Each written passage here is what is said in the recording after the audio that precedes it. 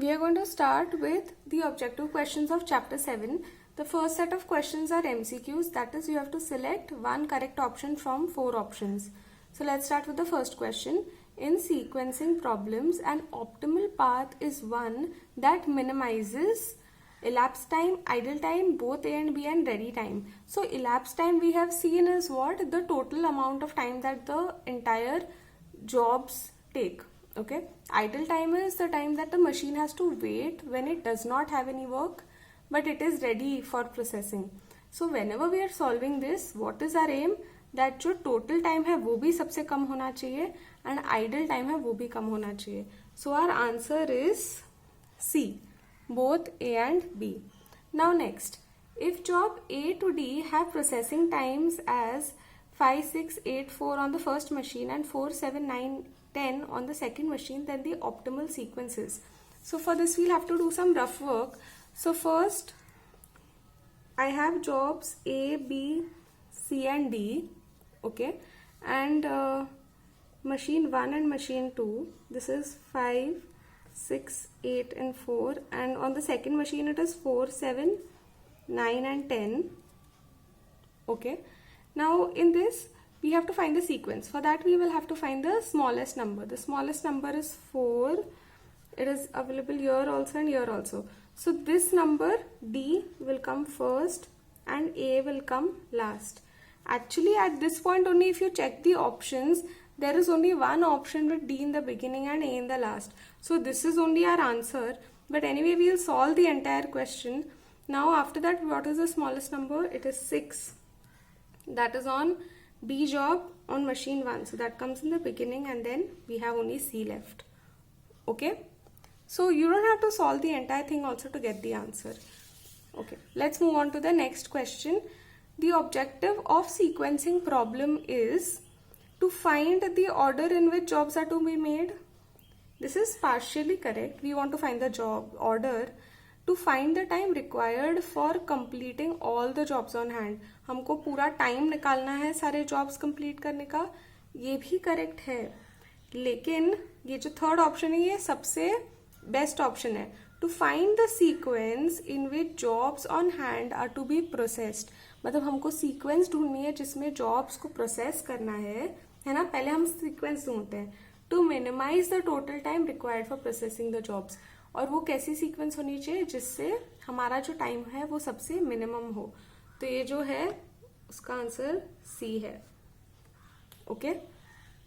Now next question, fourth question में, if there are n jobs and m machines then there will be dash sequences of doing the job. Okay. Now the answer is the D option, but we will try to understand how do we get this. Okay. Now this is actually based on the concepts of permutation and combination. So you have n jobs and you have m machines.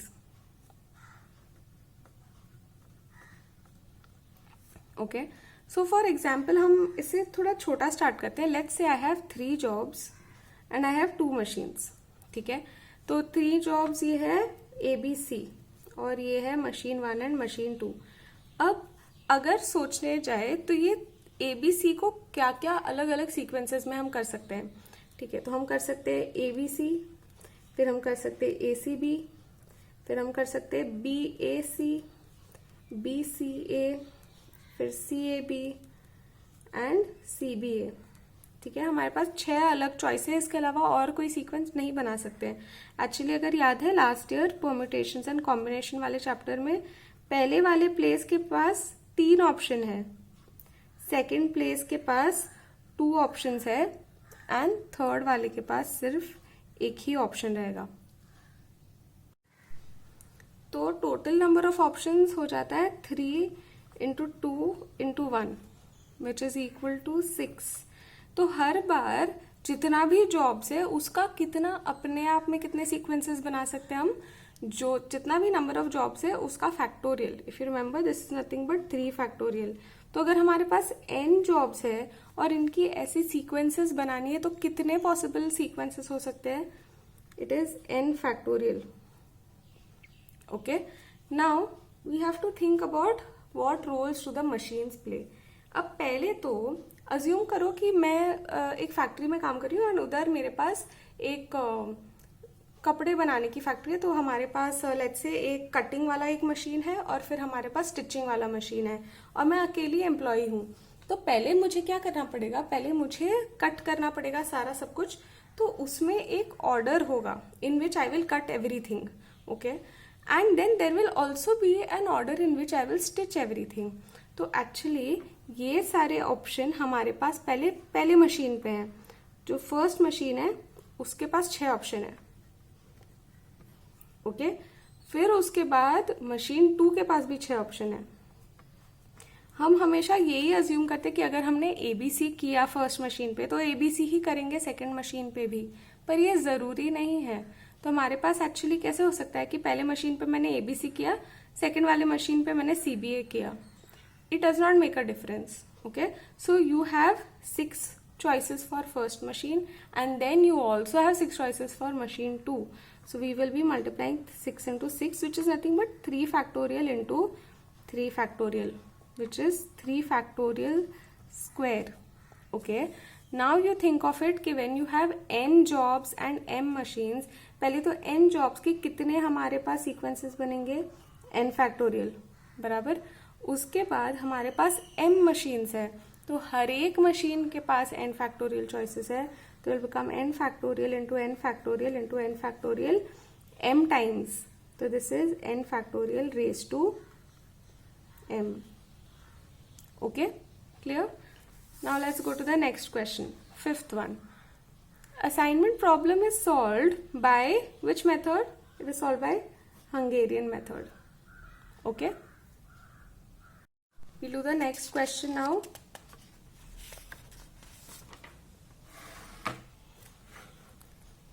Now in the 6th question, in solving 2 machine and n job sequencing problem, the following assumption is wrong.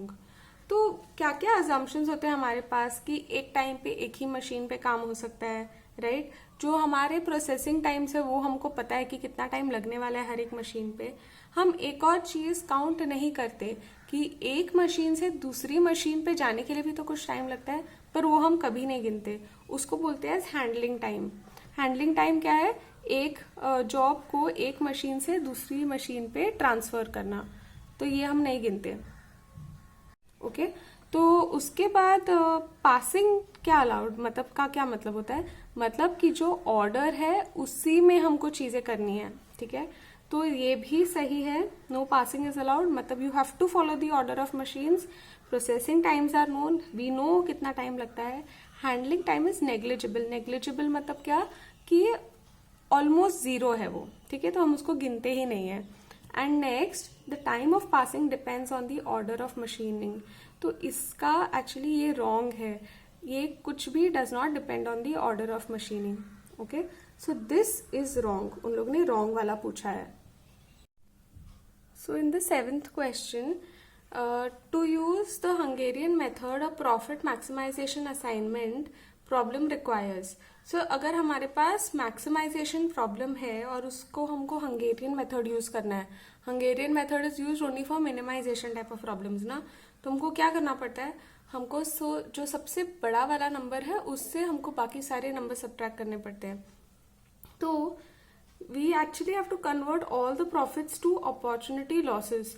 Opportunity loss मतलब क्या कि suppose opportunity basically मौका गवाना, ठीक है। तो for example सबसे जो मैक्सिमम एलिमेंट है वो 20 है और टेबल में कुछ एक वैल्यू है जो 5 है। इसका मतलब है कि जो मैक्सिमम मेरे पास अपॉर्चुनिटी था वो 20 रुपीज में बेचने का था, पर मैंने कितने में बेचा? 5 में। तो मैंने वहां पे 15 रुपए का अपॉर्चुनिटी लॉस किया, मतलब मेरे पास 20 बेच सकती थी पर मैंने 5 में बेचा, ठीक है। So that is why we subtract, right. तो the answer is converting all the profits to opportunity losses, okay. फिर हम अपॉर्चुनिटी लॉस को मिनिमाइज करने की कोशिश करते हैं, okay. Now 8th question, solve the assignment problem to minimise and this data is given to us, okay. So for this what will we have to do? We will have to follow that entire method. So first thing what we have to do is subtract the minimum of each row. So this is 0, 2, 5, 15. Next this is 0, 3, 8, and this is 21. Next 0, 3, 5 and 11, and next 0, 5, 11 and 13. Okay, now what do we have to do? We have to subtract minimum of each column. तो उसके बाद first column तो ऐसे ही लिखेंगे, second column भी ऐसे ही लिखेंगे, उसमें 0 है, थर्ड कॉलम में 5 है. So here we get 0, 3, 0 and 6, and last में 11 is minimum, so we get 4, 10, 0 and 2. Okay, now we start drawing the lines. तो इधर 2 है, we cannot draw. यहाँ पे 1 है, we cancel the column, इसके ऊपर डॉट. नेक्स्ट यहाँ 3 है और यहाँ पे लास्ट में 1 है, इसके ऊपर डॉट और ये cancel. When we look column wise, तब इस पे डॉट बनाएंगे और ये रो कैंसिल करेंगे और फाइनली इधर डॉट बना के ये वाला कॉलम कट करेंगे. सो हमारे पास ये है. सो फर्स्ट वाला is map to C, 1 to C. ऐसा एक ही ऑप्शन है एक्चुअली, दूसरे सभी चेक कर लेते हैं. 2 to B, 3 to D, and we have last one is map to A. Okay, so it is the A option. Now let's do the next question.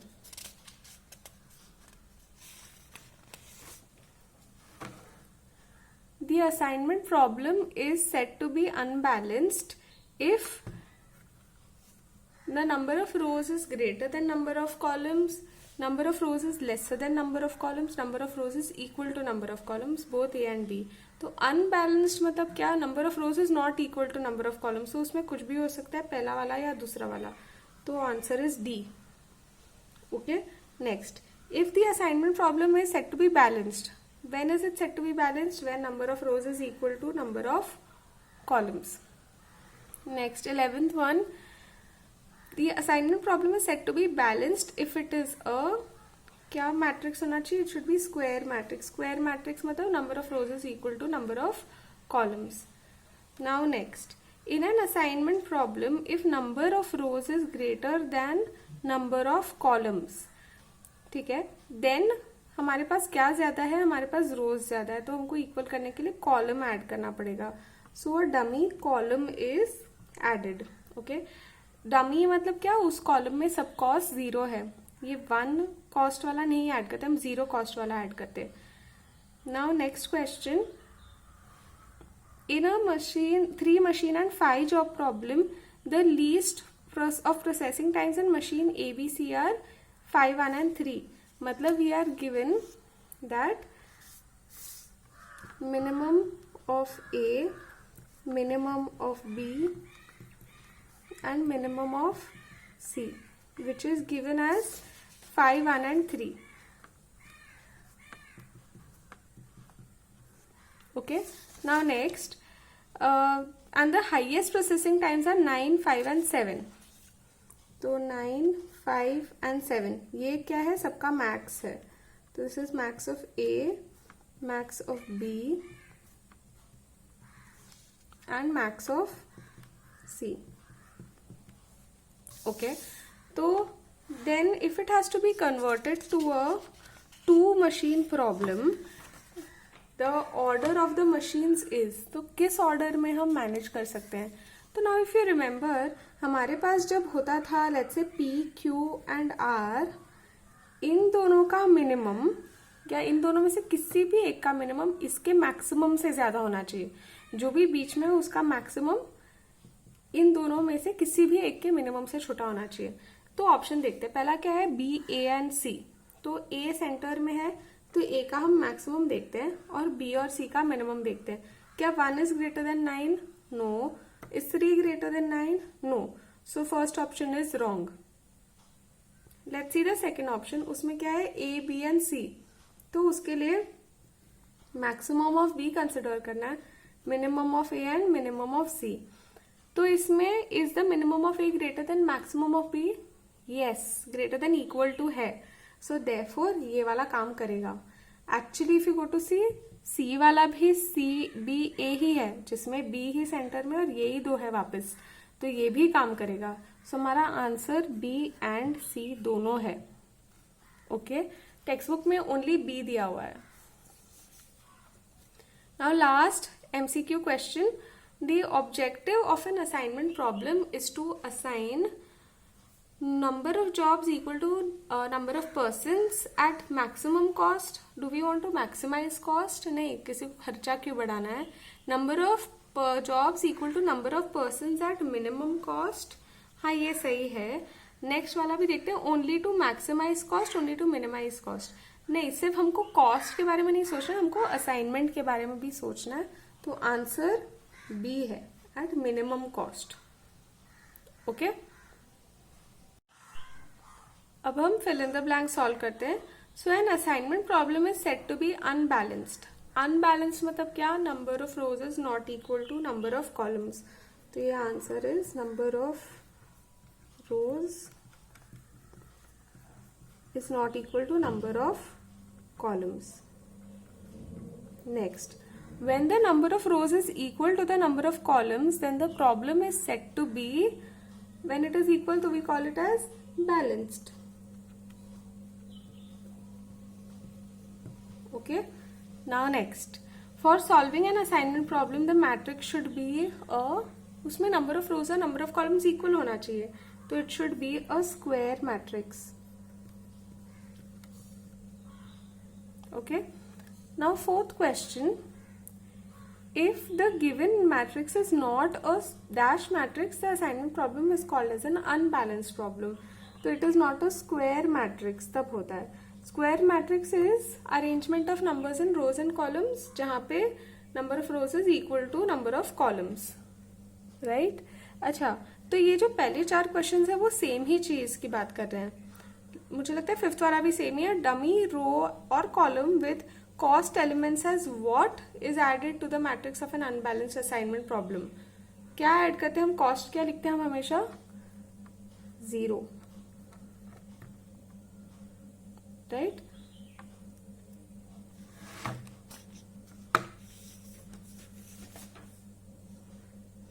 Now next, 6th question. The time interval between starting the first job and completing the last job, including the idle time in a particular order by the given set of machines, is called as. तो पूरा जो time लगता है first job से लेके last job तक, idle time मतलब जब तक खाली बैठा हुआ है मशीन, वो सब कुछ गिनते हुए उसको क्या बोलते हैं हम? टोटल इलैप्स टाइम, जो हम लिखते हैं हर सम के बाद. Next, 7th question. The time for which a machine J does not have a job to process to the start of job I is called. मतलब अगर हमारे पास कोई मशीन है, वो खाली बैठा है, उसके पास कोई जॉब नहीं है प्रोसेस करने के लिए, तो उसको क्या बुलाते हैं हम? Idle time.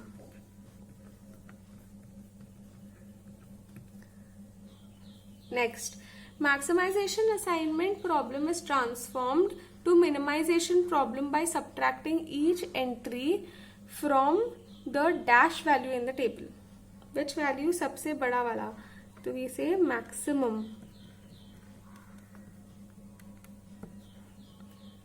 9th question. When an assignment problem has more than one solution, then it is called multiple optimal solutions. Okay, बहुत सारे हैं हमारे पास, एक नहीं कई सारे आंसर्स हैं, तो मल्टीपल बोलते हैं इसको. Next, the time required for printing of 4 books ABCD is 5, 8, 10 and 7, while data entry is 7, 4, 3, 6 respectively. Find the sequence that minimizes total elapsed time. ठीक है, तो इसको सॉल्व करना पड़ेगा. So the values are 5, 8, 10 and 7 and 7, 4, 3 and 6. Right. Okay, सो इसमें sequence ढूंढना है हमें. सबसे छोटा नंबर 3 है, ये क्या है? C. तो C लास्ट में आएगा नेक्स्ट उसके बाद 4 C के पहले आएगा. Next 5 A will come first and then we will have D. So the answer is ADBC.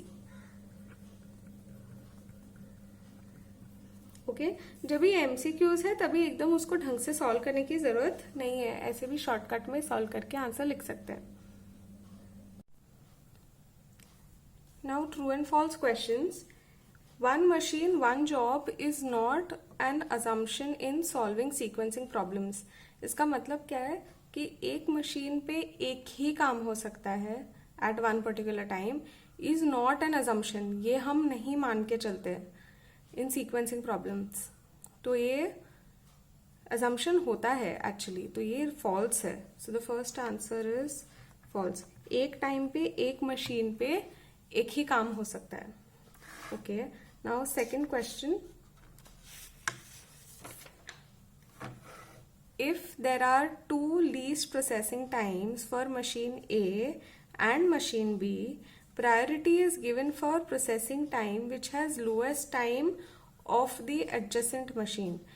तो ये क्या बोलने की कोशिश करें, अगर हमारे पास एक्चुअली एक टाई हो जाता है कि दो हमको सबसे कम वैल्यूज मिल जाते हैं, तब मैंने क्या बताया था कि हम उसको आर्बिट्रेली उसको तोड़ सकते हैं, किसी को भी एक को चूज कर सकते हैं. तो ये एक्चुअली काम करता है, लेकिन कुछ लोग क्या करते हैं कि उस चीज को ज्यादा प्रायोरिटी देते हैं जिसका जो सपोज हमको मिला है lowest, let's say machine B पे, और मशीन ए का कुछ और है, और फिर दूसरा वाला जो हमको टाइम मिला है वो मिला है मशीन ए पे और उसका मशीन बी का कुछ और है. तो हम इन दोनों में से, मतलब for example if you have 2, 3 and 2 and 4, ठीक है, ये मशीन ए पे है और ये मशीन बी पे है, तो सबसे लोएस्ट क्या है 2. ठीक है, तो इनमें से किसको प्रायोरिटी देंगे, जिसका ये दूसरी वाली मशीन पे लोएस्ट है. ठीक है, तो यहाँ पे 3 है ना, तो पहले इसको प्रायोरिटी देंगे, ये बोलने की कोशिश कर रहे हैं. तो कुछ लोग इस तरीके से भी चूज करते हैं, पर ऐसा जरूरी भी नहीं है, लेकिन ये भी एक सही तरीका है. तो this is true. Okay now next, to convert the assignment problem into a maximization problem, the smallest element in the matrix is deducted from all other elements.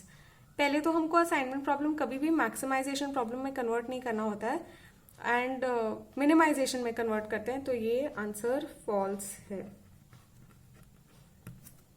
Okay now next, fourth question. The Hungarian method operates on the principle of matrix reduction, whereby the cost table is reduced to a set of opportunity costs. So Hungarian method में हम क्या करते हैं, हम actually जो matrix है, मतलब जो रोज और कॉलम्स है, उसमें हम सब्ट्रैक्ट करते हैं, राइट. तो हम मैट्रिक्स के वैल्यूज को सिंपल बनाते हैं, तो उसको मैट्रिक्स रिडक्शन बोलते हैं, जिसमें हम वैल्यूज छोटे छोटे करते जा रहे हैं. और हम इसमें क्या करते हैं कि हम सबसे मिनिमम होगा जो हर रो में, उससे सब्ट्रैक्ट करेंगे, राइट. तो वो हमको क्या दे रहा है एक्चुअली, अपॉर्चुनिटी कॉस्ट. ठीक है, तो this is true. Fifth question, in a sequencing problem the processing times are dependent on the order of processing the jobs on the machine. क्या कोई प्रोसेसिंग टाइम्स डिपेंडेंट होता है ऑर्डर पे?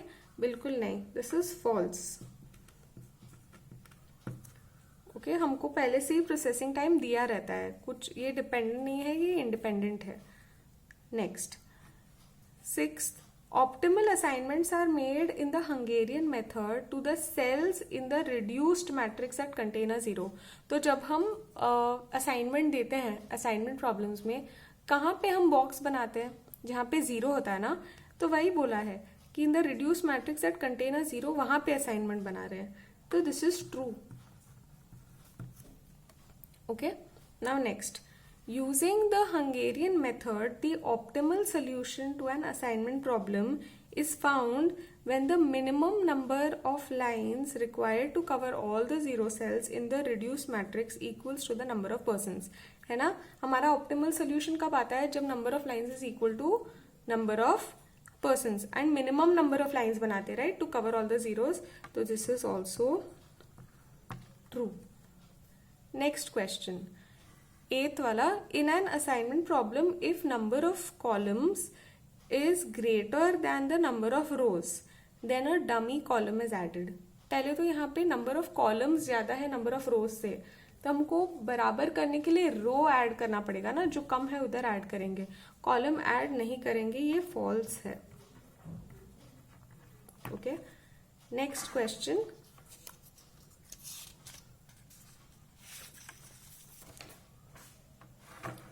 The purpose of dummy row or column in an assignment problem is to obtain balance between total number of activities and total number of resources. हाँ, हम तभी dummy रो या column add करते हैं जब हमको बैलेंस करना है, मतलब इक्वल नंबर ऑफ रोज और इक्वल नंबर ऑफ कॉलम्स लाने हैं. तो ये ट्रू है. Okay, and last question. One of the assumptions made while sequencing n jobs on two machines is 2 jobs must be loaded at one time on any machine. ये हम कभी भी करते हैं कि एक मशीन पे 2 जॉब्स को डालते हैं, कभी भी नहीं, ये फॉल्स है. Okay, so now with this we have finished the entire objective questions. Okay.